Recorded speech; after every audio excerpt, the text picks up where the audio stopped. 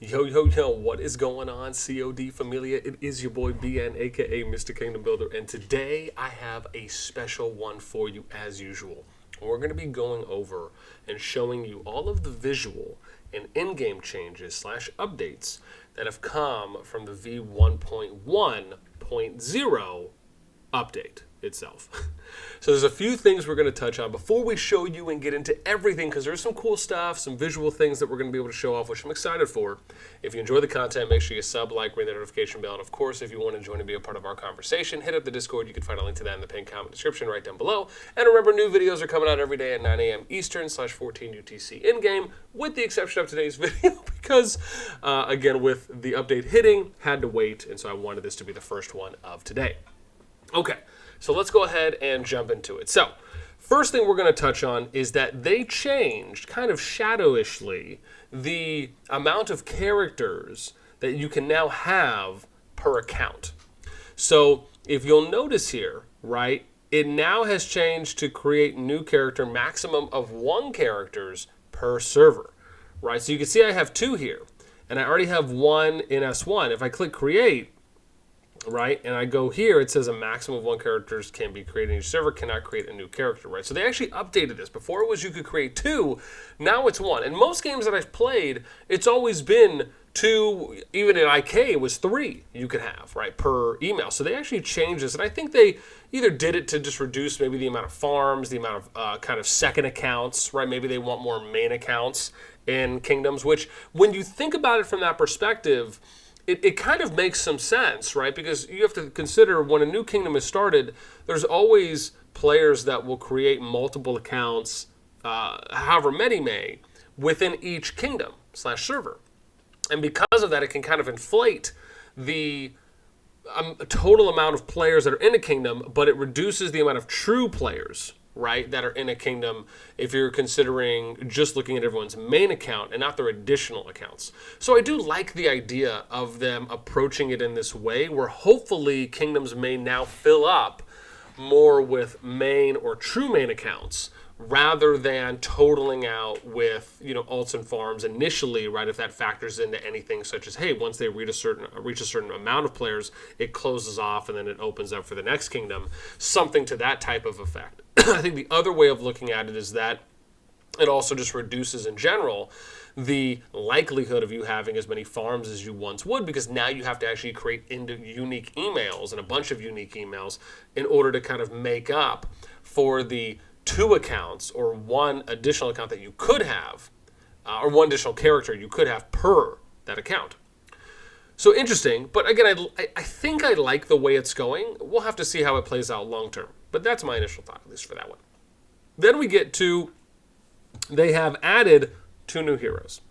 And these are both legendary heroes that they've added. You can see, we'll start first off, right, with Indus.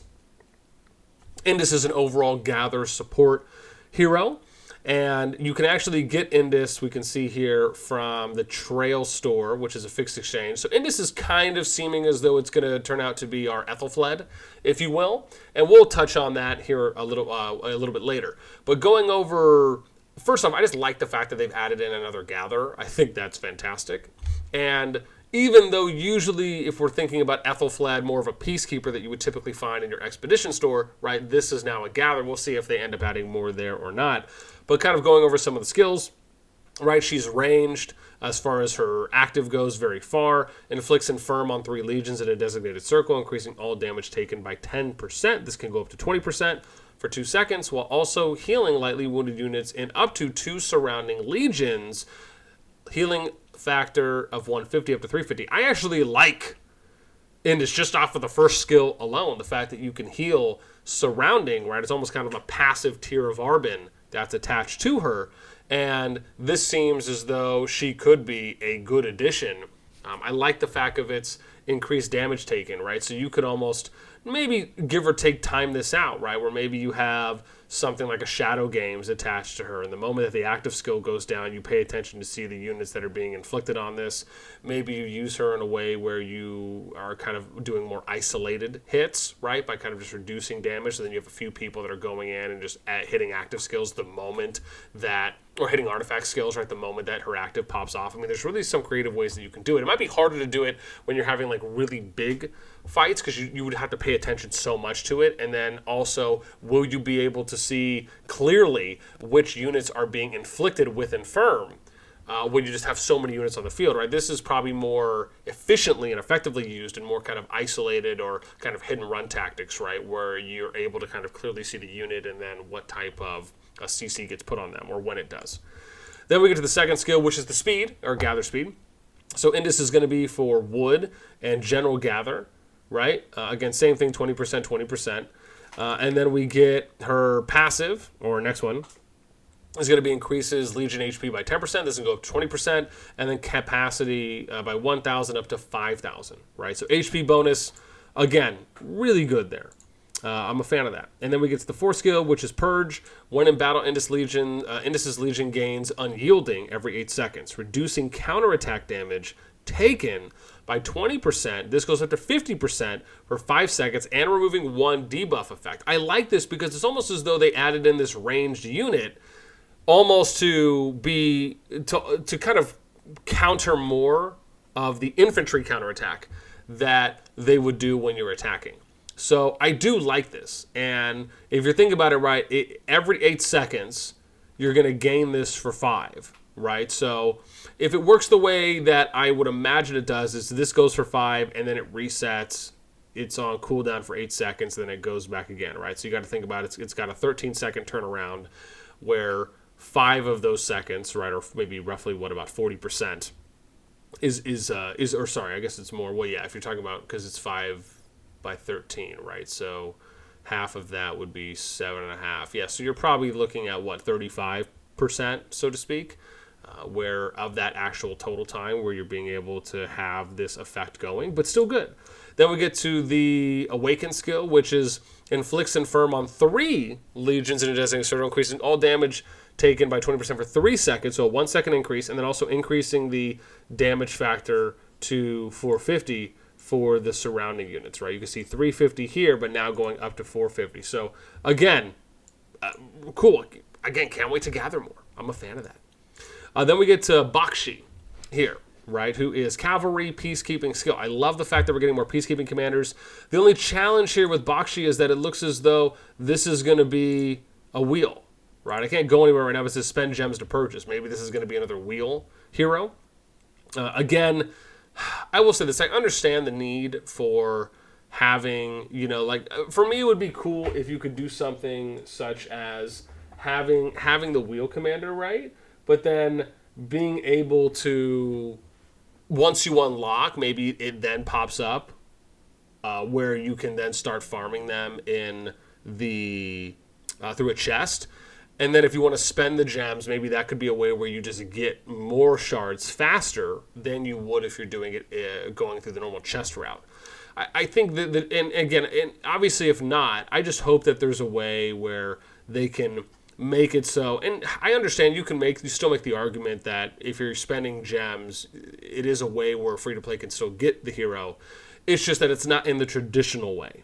Right? So it'd be nice if maybe they eventually did something, maybe some type of event where you can use your normal resources that you do, and maybe you get a bunch of certain types of items, and you could trade those items in for maybe specific types of hero shards. Again, maybe not at the same value that you could if you're doing it via the wheel, but just other ways that you can still find shards for these heroes without having to spend gems on them. Because, I mean, at the end of the day, right, for free to play, and really, I would say for them, probably low spend, there's just so much more value in spending gems on VIP as pretty much your number one priority, as it should be, rather than investing gems into something like the wheel or other events when you're just not going to get as much value back on that long term.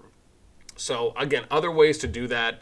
you know, I just hope that we just don't end up having a lot of heroes that are just going to be super gated, right? I can understand, and not to say that Bakshi necessarily is, because you can still spend the gems, as we mentioned, but just hopefully maybe they'll consider and think about other ways to be creative with how to acquire. With that in mind, let's look at the active. So we got Rage skill, right? Range is near. Wolf Spirit binds, deals physical skill damage to the target Legion. Damage factor 700 up to 1400, affected by Legion's physical attack. It increases Bakshi's Legion HP by 10%. This can go up to 20% for 5 seconds. So again, kind of straight damage right to the target Legion. So kind of high single target damage that it's doing. Then we get to the second.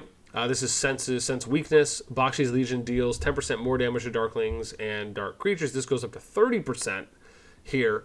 So again, right, good percentage so far, especially with there for the PvE. Then we get to Quicken Blood, which is all cavalry units in Bakshi's Legion gain 4% HP up to 10% and 10% physical attack up to 20%, right? So getting another cav hero in. Then we get Shaman's Call. While in battle, Bakshi's Legion randomly gains Ascension, increases attack and defense by 10%. Passion increases rage accumulation speed by 10%, or Spirit Siphon.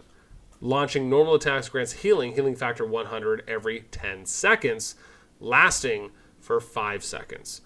This is kind of cool. Factor can go up to 200, attack and defense bonus up to 30%, rage accumulation speed bonus 30%. I actually kind of I just like the idea of that. It's kind of a random skill that you can get, and you know, of course, not necessarily that you have any control over it, but I think it's kind of cool where it's an either or type situation. Then we end up getting to, let me see here. Then we end up getting to the Awakening, which is Howl of the Wolf Spirit. Deals physical skill damage to the target Legion, damage factor 1500, so going up 100 there.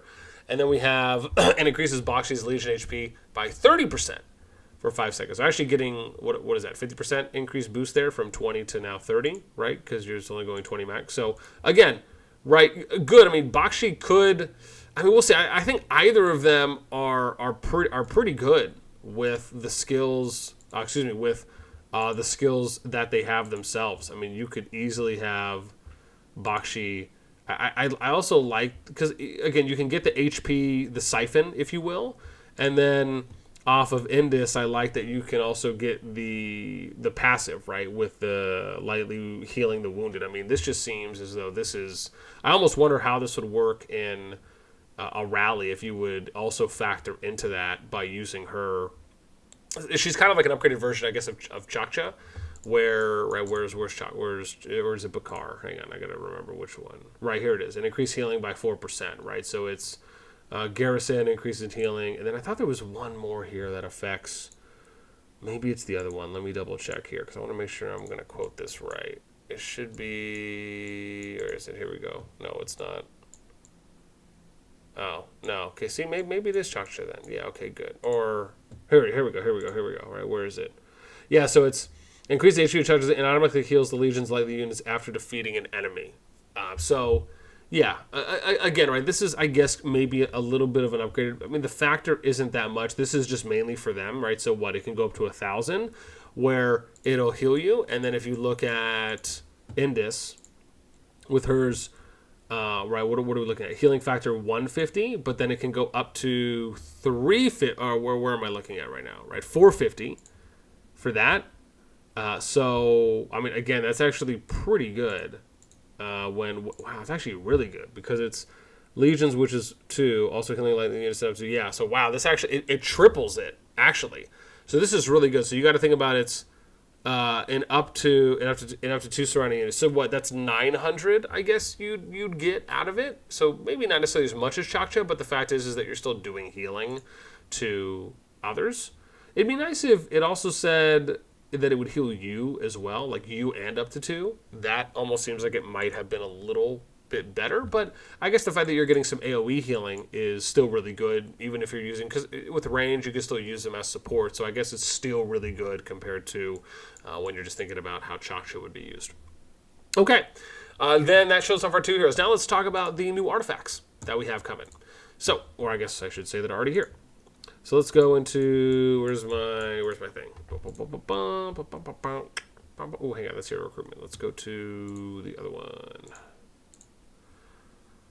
Sweet, so we'll go probability, and then We have, what am I looking at here? It's Fang of Ashkari. Cool.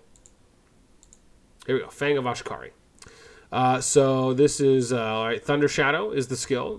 This is a magic PvP tank item, magic unit defense, and legion defense. So we can see here, it looks like it hits.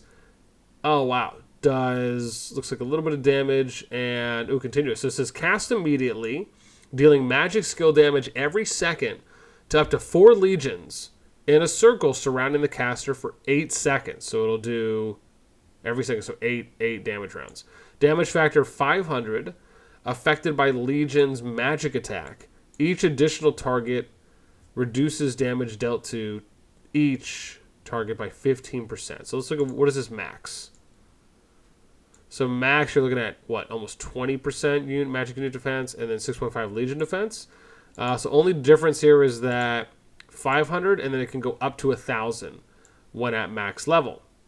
Right? So damage after 1,000 affected by legions. Okay, wow. So that's actually, again, not bad. I mean, right? Maybe, yeah, who knows? I mean, maybe this is something where you're kind of like getting in, you're getting out, right? Where I wonder if it's something where you can hit it and run around, and then every time it procs, you can just hit a bunch of people, and maybe you can run, like in this example, it looks like they're running ranged cav for Spring Wardens.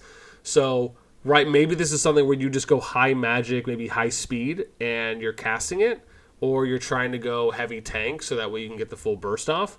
But I mean, again, cool. Then we got what, Butcher's Blade should be the next one here. Butcher's Blade. I might have to do this the other way. Here we go. So Butcher's Blade is Butchering Blow. Oh, that actually looks pretty cool. Cast immediately, dealing physical skill damage twice to up to 3 enemy legions in a forward arc. Damage factor 450 each time. Affected by legion's physical attack, each additional target reduces damage dealt to each target by 15%. At max attributes, okay, so this goes from 450 to 900. And then you got Infantry PvP Assault, Infantry Unit Attack 16.8%, Legion Attack 4.5%. Very nice, cool. And then we got, what is it, Centaur Bow and Veteran's Diary. So there's Veterans. Where's Centaur Diary? Or is it Centaur Bow?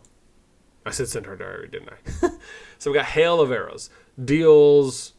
this is Cavalry PvP Assault. Deals physical skill damage to up to 3 enemy legions in a chosen circle. Damage factor 7 for the affected by legion's physical attack. Each additional target reduces by 50%. Okay. So max, we're looking at 1,500, so doubles, right? So deals physical skill damage. Let's see how it looks. Bam. So just arrows being tossed. Cavalry unit defense 16.8, and then legion defense 4.5. Okay, cool. And then the last one here is going to be, what is it, Veteran's Diary. This is Infantry PvP.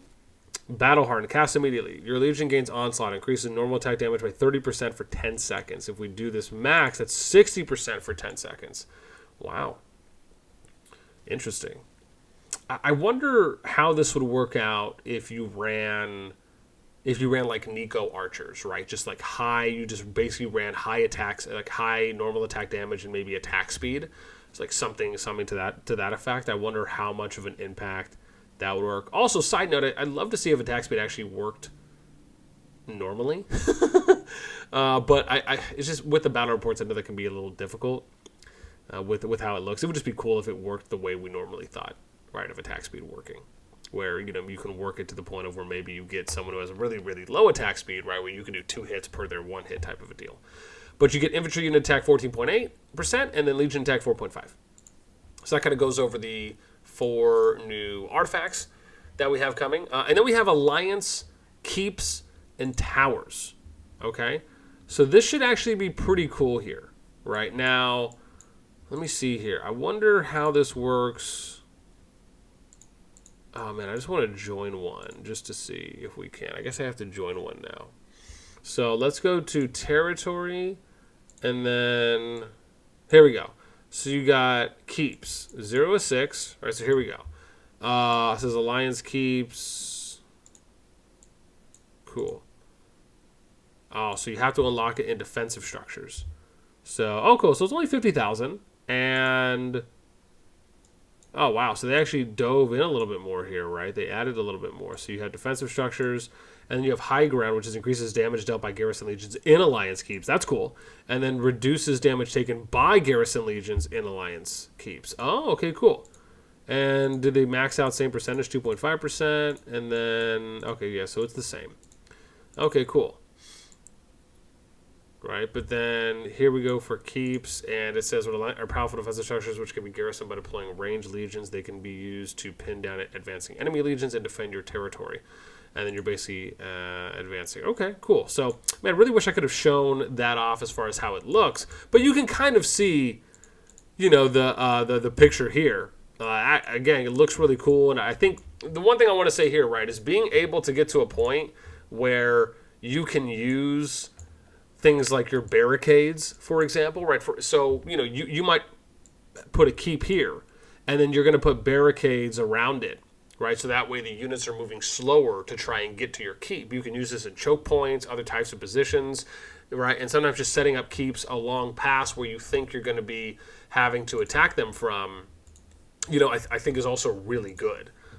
In that sense, I just want to read you guys something real quick, because I think someone sent me some information, my buddy Morbid did, on keeps. And there's something here where it says, I'm just reading this right now, right? So it says each alliance member can deploy one ranged legion to wait on standby for an alliance keep. You can only build a keep on territory, which makes sense. And when an alliance territory is no longer valid, all alliance keeps built on said alliance built on said territory will be removed. So it seems as though once the flag is destroyed, the keep could potentially be automatically or instantly removed. So that's something. Also looks like, I think from what they said, it looks like there's about a 7-hour cooldown. So you can't necessarily build them back to back, right? Which means you kind of have to build them early or ongoing to try and take advantage. You could have 6 keeps maximum that you're able to use. You have to build it within 2 days, which is kind of consistent because they put timers on fortresses as well. Doesn't look like you can choose targets. It's all automatic when you have them in there. Melees can only counterattack when attacked by a keep. They cannot choose targets either or anything like that. The other thing here is that the first legion that goes into the first legion that goes into a keep is the keep's garrison legion. Then it says garrison legions will automatically fire at one random enemy legion within range. They cannot attack behemoths, darkling legions, rallied armies, buildings, or enemy keeps. You can only attack open field legions. So just a few things there, right? But I think will be cool to see how those are used, right? Not only I think in open field for choke points, but probably going to be used in passes as well when you're trying to come in or I guess return to an extent, or I guess countering an attack. But that'll be interesting to see. Then we can show off some of the new RSS transfer limits. So this is something that we can take a look at that I know they added here. Where is it? Where's my thing? I think I have to go here, right? Oh, no, hang on. That's Goblin Merchant. Oh, this is why I have all these different buildings here that are just weirdly shaped. Here, I think it's Market. Cool. So this should be it. Oops, hang on. Let's do it this way. Info. And, right, so here we go, right? So this is weekly resource limit. So it looks like they add. Let me see if they added. Oh, cool. So see, they did. Transport capacity, and then we have loot limit and weekly resource limit. So just to highlight that, let's do this. So weekly loot limit. You can loot a maximum of 375,000 resources per week determined by the capacity of your alliance market. You can receive a maximum of 125,000 resources per week determined by the market. So let's look at what the max levels are. So max levels, you can loot a maximum of 300 million resources per week, and you can receive an amount of 100 million, or I guess give. In that case, 100 million to one. I guess you could technically give. Well, no, you couldn't. Yeah, it still would be the same. The only difference is you could maybe split if someone wanted to give 20 million each, or 5 people 20, right? But you still can't exceed the 100 million limit. So that again, and I want to say this. I like the fact that they are limiting this.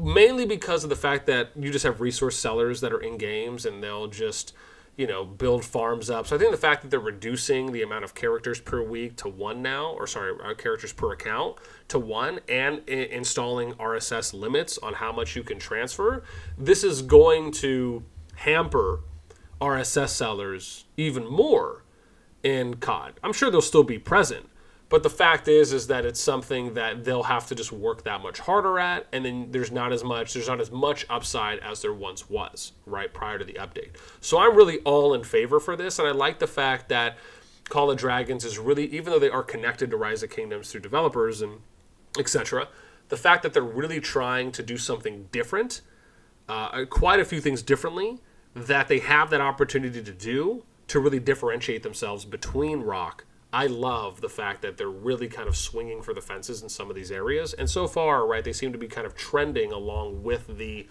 type of panache, right, that CoD is flowing with, or at least trending so far. Then we get to the Dragon Trail store, right? So we'll take a look at this one. Okay, so again, we have the Dragon Trail store. Something was added here, right? And this is kind of what you'll see familiar with your Expedition store in Rise of Kingdoms, right? This used to be kind of like or is the Ethelflaed shop there. Now you have Indus, right? So you can do 3 remaining every day, right? You got 700, which I'm assuming is the total to max out skills, if that's right. If not, someone can correct me if I'm wrong, or just let me know. But if you're doing 3 per day, right, and we're doing, what's 700 divided by 3, if I can do some quick math here. What is it, 233, right? 233 for 700, yeah. So, well, that's 233 days, 234 days, technically, to get the very last one, that you would need. So you're looking at, what, 2/3 of a year, right, in order to max these out. Hopefully they'll add in another way to do it. Maybe you can also get from chest. I don't know. We can actually check that after the update just to see if maybe there is a way. But the fact is that that's probably something you should be prioritizing, given that it is a gatherer, right? I guess in this case, it's almost like throwing Cleopatra in there from Rock. So let's see here if they changed anything with gold chests, right? Legendary Hero Chance, so no, they didn't. Yeah, no metal. So they didn't add them there. They did add Nico, which is nice, but not her. So unfortunate. Then we have a layout art section in Tails. So let me see here. Oh, cool. Wow, look at this. So this is Tails. So they actually updated this. This is pretty cool. So you got the stories. Here's number 2. It tells you how much you have explored. Oh, that's really cool. Look at this, dude. It'll even show it on the map. Oh, this is sick life here. Oh, wow, look at this. And then, oh, wow, this is pretty cool, right? So it'll tell me how much. If I click on it, it'll tell me what I still need to do there. Oh, that's so cool. Dude, I love the fact that it just looks like that. So you have Season Adventure, and then we have Conversations. Okay, cool. So this is like the stuff that I actually have to go and do to tell me what I have unlocked. Right, begin your journey. Cool. This is cool. This is cool. I really like how this looks. I like how they give you the total percentage. They tell you kind of how you're doing in each area. This is cool, man. I like the updated art feel and now the new aesthetic interface improvement. Then let's go to higher RSS points, right? So near Behemoth layers and Wonders. So we're just going to take a look at the closest Behemoth layer that I have. So we should be seeing higher RSS points closer. So look, we got 4s and 5s here.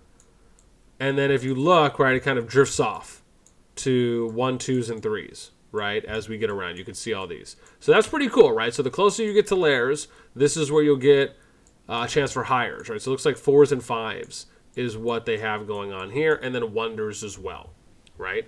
Okay, sweet. So let's go see if we can find a Wonder real quick, which hopefully shouldn't take us that much. Let's just do Explore. Right, so here we go. Here's a Wonder. Wolf Shrine. Okay, yeah, so same thing. Look at this. So you got 6s, 5s, and 6s that are around here. Nice.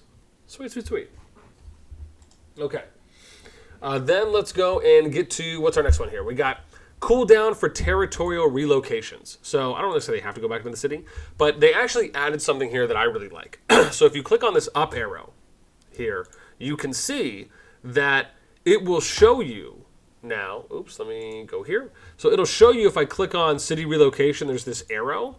Click on the arrow. It'll now tell you, right? So it says cooldown. I'm already on a cooldown, right? Because I just joined an alliance. But you can see here, it'll tell you what your level is. So up to 11, it's 0 seconds. You can go immediately.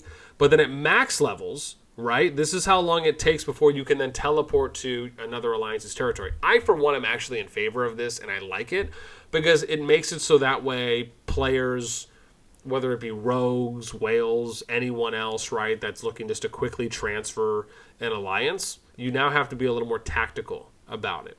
And so I like the fact that now they have this soft limitation on you not being able to alliance hop all day long. So again, I take that as a win.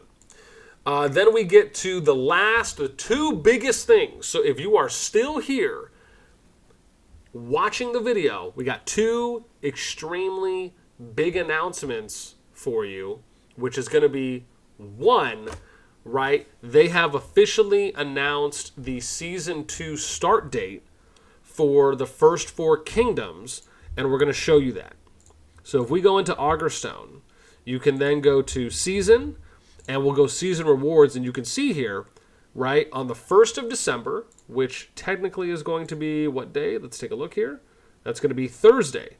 So this upcoming Thursday, December 1st, at 3 UTC, which I want to say for me is, what is that, 0, it's going to be like 10, I think, 10 p.m. Eastern Time, if that's right. And so that's when we're going to have the second season starting. Now, from what I got confirmed by the COD CS on the official Discord, they said that, yes, this is where they're going to get placed into a new map with those 4 kingdoms. The merge is going to happen, and then this is when the new season is going to start. So, or I guess should start. So that is super big news. I cannot wait to cover this more in detail. I'm going to be coming out with a video on that. It's going to be really dope sauce. And then the very last update I'm going to tell you guys is when the new kingdom, the new server is going to be released. So Server 5, it's not here yet, but Server 5 is going to be released. We got a confirmation that they are looking to tentatively release this on December 5th, right? So that's going to be Monday, a week from now. December 5th is the day they're looking to release the new server. So this is a little bit earlier than mid-December, but still within that early to mid-December range that they gave us. So again, mark your calendars. You got a week from now to get ready. Be sure to download the game and just really prepare yourself so that way, once you already have it installed, whether you're just doing the APK, you need to do a VPN or not, or you live in an eligible region, download it so that way once the server's released, all you have to do is load the game up and you should be able to go right in. That's what I was able to do for Server 2. With that in mind, now that we have finished covering all of the new in-game features that we've been able to see and to give you guys 2 awesome end-of-video updates, that is it for me. Let me know what you all think in the comments down below on anything we talked about.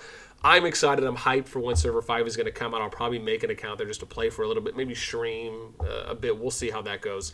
But man, it's an exciting time. I think Call of Dragons is just on a really good path and trail forward with everything they've been doing so far. I can't wait to see more. Can't wait to cover the awesomeness that is going to be Season 2. With all of that in mind, that is it for me. Until next time, I will catch you later.